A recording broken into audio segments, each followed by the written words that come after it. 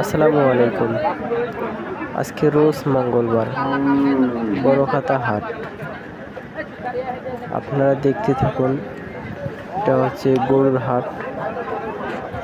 এখানে অনেক বড় বড় গরু, ভালো ভালো গরু এই হাটে আসে, বেচে কেনা হয়।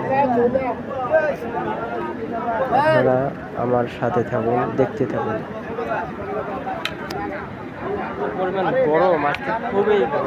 আজকে খুবই রোদ এবং গরম। আজকে খুবই গরমের অবস্থা, মানুষের খুবই অবস্থা খারাপ।